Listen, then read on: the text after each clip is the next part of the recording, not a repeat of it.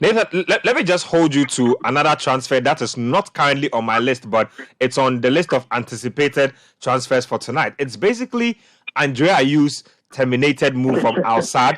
I mean, he terminated his contract with Al Sadd. I found this strange, but I quickly thought that, look, maybe he's looking at his numbers and says that I can have another crack at Europe with these my numbers. And now L'Equipe is reporting that Andre is in talks with Everton as we currently speak. How much of a shocker is that for you?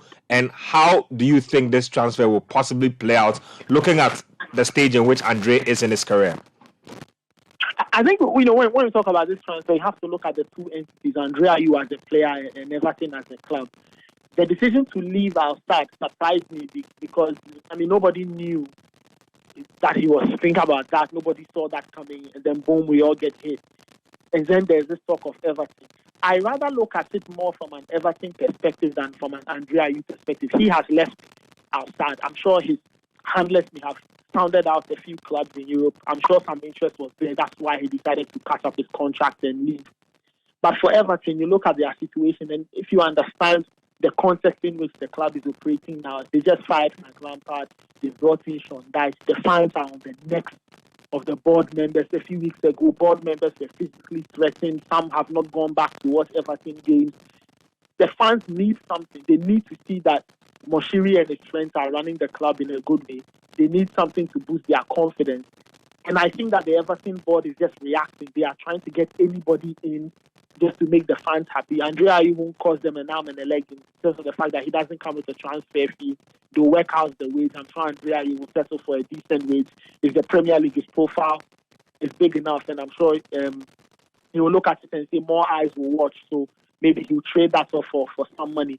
Like I said, it's a bit more on Everton and what it is they are trying to do. I suspect they are just reacting to fan impatience, fan turbulence. People are signing. They have to sign somebody.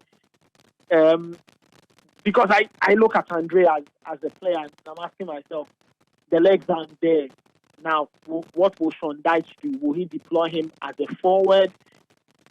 Where is he going to play Andre Ayew? Because if you look at all other positions, they seem to be taking. He can't play in the wide areas. He's not as quick as Demarai Gray. If you look at Alex Iwobi, he has now become a central midfielder or a number 10. He's doing very well in that role. And if you look at the kinds of players that are at Everton, you wonder where Andre Ayew will fit. They've lost Anthony Gordon, but Andre Ayew and Anthony Gordon are on opposite sides of the age pyramid. So I don't know why they are doing this deal, but I suspect it's a reaction to fan turbulence. They want to bring somebody in, and so they have found somebody they would want to bring in at no cost. You only cost them wages, and it's between now and the end of the season, so they can work out the math and cover that. But I wonder what pressing need he is going to attend to or try and solve for them.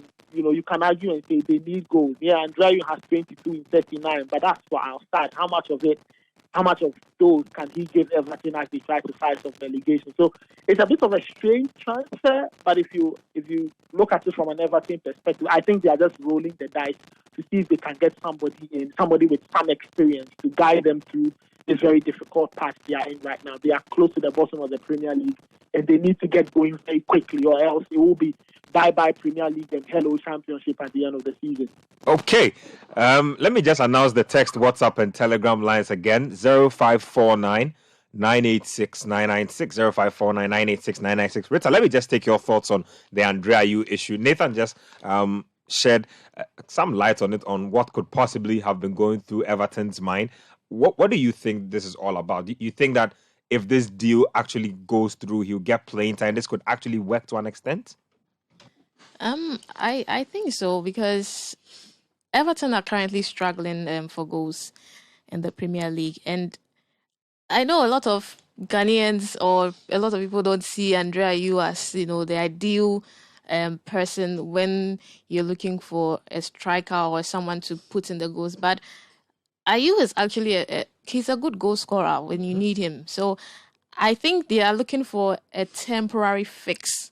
Maybe someone that can, help them put in the goals, because that's one thing they're really struggling with. Their top goal scorer this season has 3 goals. Yes. Demarai Gray and departed Anthony Gordon, 3 goals each. Yeah, and Andre Ayew played 38 games for Al Sadd and scored 22 goals.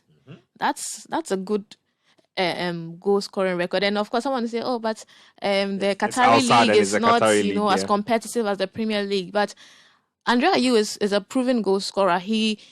Once you put him in the right spot, he's going to get you a goal. So I think the move to Everton will not be a bad one. But I don't know if it is necessarily something they need at this point. Looking at his age, the Premier League is very physical, and he's grown past that stage. Andre Ayew is no longer... He's 33 now? Yes, he can't. He doesn't have that energy. He doesn't have that physical strength for the Premier League at this point in time. So I don't know if that move is going to work out for him, unless they are just going to put him in the middle and say, "Hey, you be here, you're a target man, cross the ball to him, pass the ball to him, let him put the ball in the back of the net." But the Premier League is not as simple as that. And so I don't know if that move is going to necessarily work, but I could see it happening. And I won't be shocked if it eventually happens, because they are desperate. They are trying to find... This is definitely desperation time for Everton. They are trying to find ways and means to, put themselves in a good position to remain in the league. At this point, they need every help they can get. So I won't be surprised if they eventually, if the deal goes through and then they decide to get him in the team. Well, when Andre Ayew moved to the Premier League first, I believe he was 24 years old. Let me just go through his numbers from his time in the Premier League and also the Championship, just so we are all clear on what's going on. So he moved from Marseille to Swansea City. In his first season, I believe he scored 12 goals. Yes, he scored 12 goals in his first season with Swansea City. And then he moved to West Ham and he scored 6 goals the next season in 25 appearances. And then he made 18 appearances and scored 3 goals. And then he moved on to Fenerbahce.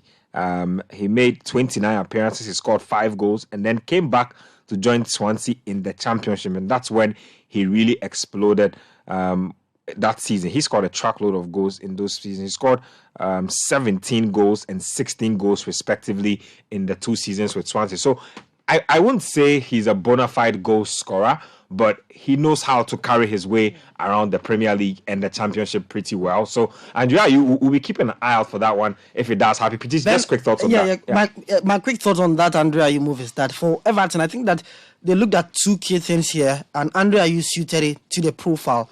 One, someone who has experience in the English Premier League, and someone who joined the club on a free transfer. And Andre offers the 2. Yes, as simple as that. Yep. He has played in the Premier League. He played 89 games for West Ham and Swansea, scoring 21 goals, which is quite a good feedback from such a player. And as such, looking at what he did for Swansea and West Ham, and that at the moment he's without a club, I think Everton thought of all the situation and felt like, see, this is our man. At the moment, we are likely to be in a hot relegation fight. And if you have somebody like this who is a free agent, let's try and then rope in him in alongside a new manager. And for Andre, yes, Nathan highlighted the fact that he has lost his leg. So obviously on the wings, it will not be the best for him to play. But I feel that Andre Ayew in the penalty box is one of the lethal forwards you can ever get in the Premier League. He knows how to score with his head very well. He's a good header of the ball, and he always finds himself at the right position. So I think Everton have weighed their options and felt that this is a good player for us. He will bring in what we want, somebody who has that experience and somebody who's not going to cost us so much. You know how financially tough it is for their owner at the moment, so they will not want to splash lots of cash on players. And Andre, at the moment, Charlie, everything about him now suits Everton, so they would love to tie up a deal with him if only he likes the deal as well. I know people some few days ago sort of linked him to Barcelona. Please. No, you see, I don't blame them. There was a point where Kevin Prince Boateng came from nowhere and came to play for Barca. Because Xavi commented on his picture. I understand where they're coming from, but Andre to Barca will be quite difficult. I feel that in the Premier League, Everton is a good fit for him at the moment. If not, I think the Swansea fans are also clamoring for him to come back. But I feel that between Swansea now and Everton, it's a good one for him to join the Toffees. He can be their missing puzzle to fight the relegation battle. I think he'll be a good fit for them. Andre Ayew to Everton. Let's see if it eventually gets done.